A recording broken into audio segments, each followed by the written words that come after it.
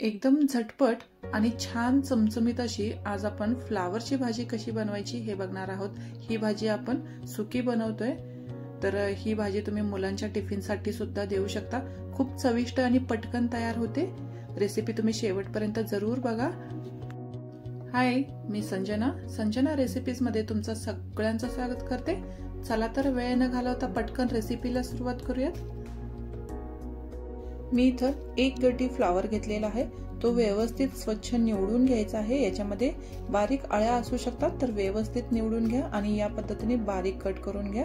तर आता याच्यामध्ये भरपूर असं पाणी घालायचं आहे, फ्लावर बुडे इतपत, आणि अर्धा चमचा मीठ घालायचं आणि व्यवस्थित धुवून घ्यायचं आहे 1-2 पाण्याने।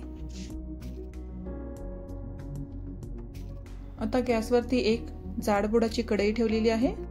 कढई गरम झाल्यानंतर 1 मोठा चमचा इतकं तेल घातलेलं आहे। अर्धा चमचा मोहरी घालायची आहे। मोहरी तडतडल्यानंतर अर्धा चमचा जिरं घालायचं आहे आणि 1 मोठा कांदा मी कट करून घेतलेला आहे, तो देखील याच्यामध्ये घालायचा आहे। आता याला छान असं ट्रान्सपरंट होईपर्यंत अर्धा ते 1 मिनिट फ्राय करून घ्यायचं आहे। याच्यामध्ये मी आलं लसूण अजिबात वापरणार नाही। जर तुम्हाला आवडत असेल घालायचं असेल तर आलं आणि लसूण तुम्ही ठेचून घालू शकता। तर मी तर 1 मोठ्या आकाराचा टोमॅटो बारीक कट करून घेतलेला आहे, तो सुद्धा घालायचा आहे याच्यामध्ये आणि 1 मिनिट याला फ्राय करून घ्यायचं आहे। आता याच्यानंतर आपल्याला याच्यामध्ये धुवून ठेवलेलं फ्लावर घालायचं आहे। आता फ्लावर घातल्यानंतर याच्यामध्ये आपल्याला चवीनुसार मीठ घालायचं आहे। तर अर्धा छोटा चमचा इतकं मी मीठ घातलेलं आहे आणि याच्यासोबतच आपल्याला अगदी पाव चमचा इतकं हळद घालायची आहे आणि हे सगळं व्यवस्थित मिक्स करून घ्यायचं आहे। तिखट आपण थोड्या वेळाने घालणार आहोत। हे सगळं व्यवस्थित मिक्स झाल्यानंतर याच्यावरती प्लेट ठेवायची आणि 2 ते 3 मिनिटं मस्त अशी वाफ देऊ द्यायची आणि गॅसची फ्लेम अगदी लो ठेवायची। 2-3 मिनिटांनंतर झाकण काढून बघूयात आपण। बघू शकता भाजीला पाणी सुटलेलं आहे। मीठ घातल्यामुळे याला पटकन पाणी सुटतं आणि भाजी एकदम मऊसूत शिजते। तर वरून एक्स्ट्राचं अजिबात पाणी घातलेलं नाहीये मी ते, आणि न पाणी घालता ही भाजी खूप छान होते, मऊसूत शिजते।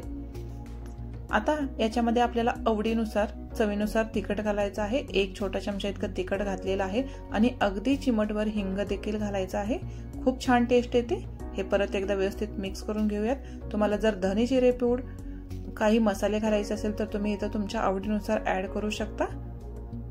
आता हे सगळं व्यवस्थित मिक्स झाल्यानंतर मी इथं 2 छोटे चमचे इतकं भाजलेल्या शेंगदाण्याचा कूट घालणार आहे। हे ऑप्शनल आहे, जर आवडत नसेल नाही घातलं तरी चालेल, पण शेंगदाण्याच्या कुटामुळे भाजी छान लागते, तर जरूर वापरा। 2 चमचे शेंगदाण्याचा कूट घातल्यानंतर परत एकदा मिक्स करायचं आहे आणि आपल्याला परत एकदा झाकण ठेवून चांगले 2-3 मिनिटं एकदम लो फ्लेमवर याला वाफ देऊन घ्यायची आहे। तर बघू शकता कलर सुद्धा खूप छान आलेला आहे।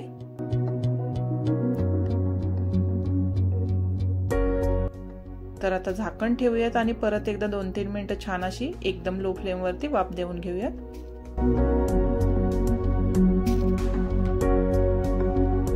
2-3 मिनिटांनंतर झाकण काढायचं आहे। बघू शकता मस्त अशी आपली एकदम झटपट अशी फ्लावरची भाजी तयार झालेली आहे। छान मऊसूत होते, न पाणी घालता सुद्धा, आणि चवीला सुद्धा अतिशय छान लागते। जरूर ट्राय करा। तुम्ही मुलांना टिफिन मध्ये सुद्धा देऊ शकता, चपाती बरोबर खूप छान लागते। जरूर ट्राय करा। आणि भाजी कशी झाली, तुम्ही कशा पद्धतीने भाजी बनवता फ्लावरची ते मला कमेंटद्वारे नक्की कळवा। रेसिपी आवडत असतील तर जरूर लाईक करा। चॅनलवर नवीन असाल तर चॅनलला सबस्क्राईब करायला अजिबात विसरू नका। परत भेटू एक छान मस्त युनिक अशी रेसिपी घेऊन। तोपर्यंत हेल्दी खा, हेल्दी रहा। बाय।